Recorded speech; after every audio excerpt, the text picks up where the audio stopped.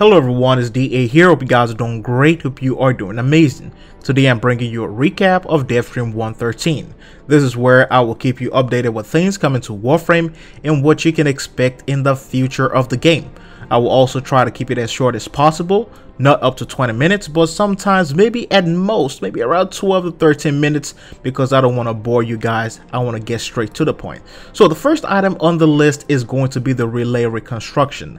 Every time Railjack visits with the Fomorian engines, his goal is always to blow up the relays, and if we do fail, we will never be able to access the relays ever again. Well, a particular relay. Now the plan is almost in motion, and we will be able to participate in a public event where players will be able to contribute their time, resources possibly, and of course their effort in the rebuilding of Strata Relay, and of course possibly more relays to come. Now in terms of deluxe skins, this is going to be a great news for a lot of players out there. I spoke about this, and we even spoke about this a few weeks ago. It is finally in motion. Nidus Deluxe and Vauban Deluxe skins will be arriving next week. Based on the demo that they showed on the stream, they just need to make some final touches, and they even said if everything goes well, you can expect it within a couple of days. So my time frame is that I'm shooting for in between next week Tuesday and next week Thursday. So you can see all these things are looking gorgeous. They're looking incredible. The Vauban skin has a lot of steam coming out of it, and you can see the magnificent and beautiful texture from Nidus as well. And of course, I'm expecting to see more improvements on those skins before their final releases. Now for those who are concerned, Melee 3.0 has been announced to be in the polishing phase. The devs have promised to show us the work in progress during the next developer stream, and I'm guessing that will be next month. Hopefully it is better than we anticipated, because let's be honest, every time DE introduces a new system, we all have our doubts, but one thing I will say is they never ceases to amaze me, and they always try their best to give us the best result. Now in addition to that, it is also a great thing to be informed that Pets 2.0 rework will not be an instant update. That is a bad news for some people who wanted all those changes immediately, but that is also a good news for a lot of us as well. The devs confirmed that this rework will be in a gradual process, and they will be taking a lot of feedbacks as they continue to improve the companion system in Warframe. See, the good thing about this is that if they make a change and we don't like it, that means we can complain about it and they can roll back those changes, instead of giving us this massive update of this massive change, and now they have to go back and try to look for that particular code and try to fix it. So I see this as a good thing. So with that cleared, let's move on to Venus and more. With the hoverboards known as the K drives, the devs confirmed that you will be able to customize them with different skins and different colors. They also come with the ability to upgrade them for different features such as speed boosters, higher speeds, jumps, and hopefully some of them will come with temporary shields. You will also be able to ride your hoverboards across the water. Now, I know that it is not working right now, but they did promise that you will be able to do that in the future once they finally release it. So I guess that's a lot of good news for those of you who were concerned. In my previous video, I know a lot of you asked about it, and I did not have an answer back then, so here's your answer. Now in addition to that, DE will also be improving on the K drives in the Archwing's deployment system. The devs don't like the fact that you will have to build a new charge every single time. I don't like it either, and that has been the main reason why I haven't built a new Archwing set yet. So they are working on making it an infinite system, so you will be able to build it once and you can deploy it as many times as you want. So that is a great news, a good quality of life improvement as well. And in the arena of Venus farming progression and the grind, I know that is a lot of crazy thing. The grind is one of the biggest thing in Warframe. Some people love it, some people hate it, some people just hate the fact that it doesn't have a huge value to it. So DE has promised to reduce the grind and give us a better progression system and value. A lot of the resources you farmed on the plains of Eidolon will now carry over to Venus. Thank God. It will carry over to Venus, which means that will also reduce the grind tremendously. The good thing about this is that some of those items could be easily acquired on one planet than it would be on the other one. And because of this system, you don't have to go back to a specific planet to farm certain items. The demands for certain items will also affect the daily prices of some of the special items from different vendors on Venus. So that is one of the great things that I see. As a lot of you know, we hawk right now on the plains of Eidolon. the items are just one basic price. So basically what they're saying is the demands for certain items and certain things will influence the supply and also affect how high or low the prices are. So as far as I know, this could be a thing where it is high one day and maybe low on another. So I guess that's actually a good system, but let me know what you guys think about this in the comment section.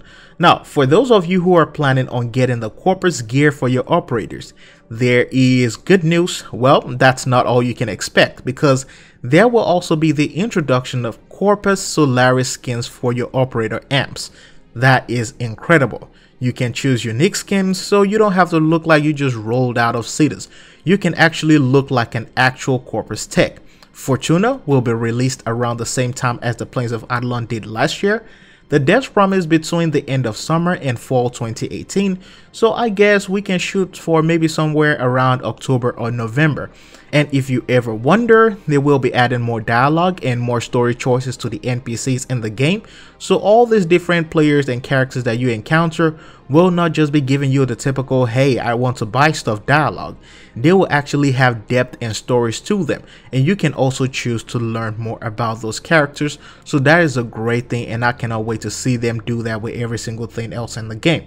Now, as far as exploration of Venus is concerned, anyone who has played Grand Theft Auto, you will know this, and you will find this very familiar with a live and active world and a very unique alert system.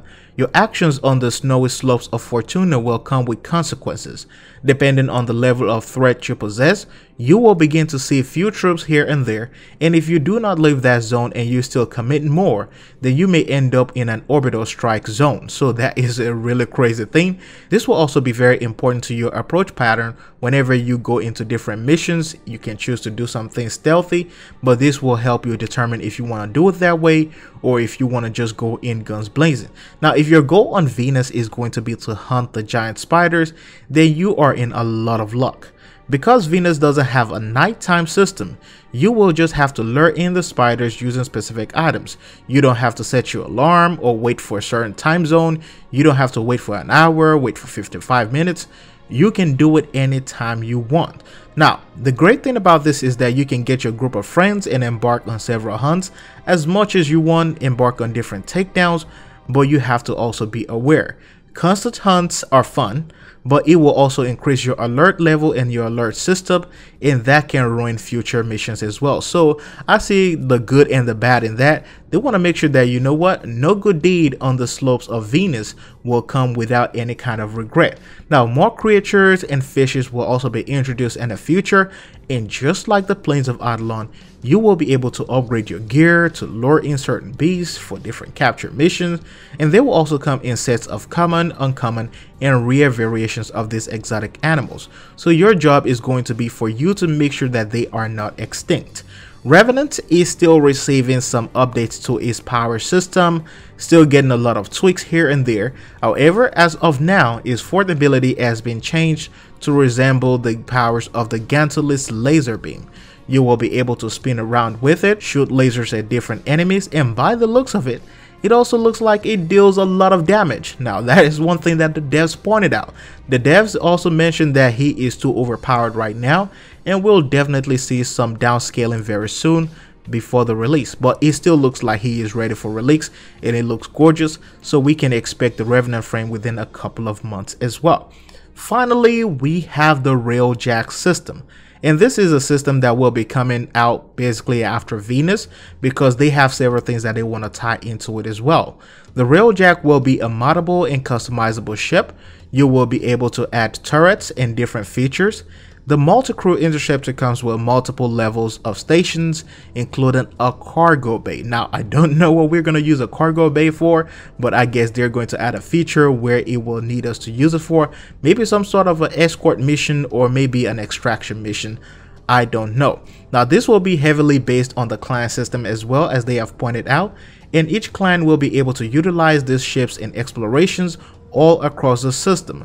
They even talked about scouting missions to the derelict zones and probably missions to somewhere around the void as well. There will also be the addition of new multiple capital ships to the game, and this will be in the terms of Corpus and also the Grenier, and probably, I don't know if they're going to add one for the Infested, I doubt it, but we will definitely see one with the Sentience as well. So this means that infiltration missions will not just be stuck to one faction alone. That means you can enjoy it in multiple factions as well. Now, with that said, that's the end of this video. Hope you guys find it interesting, and also let me know what you are excited about down below in the comment section. Thank you guys for watching this video. Hope you enjoyed. I'll see you in the next one.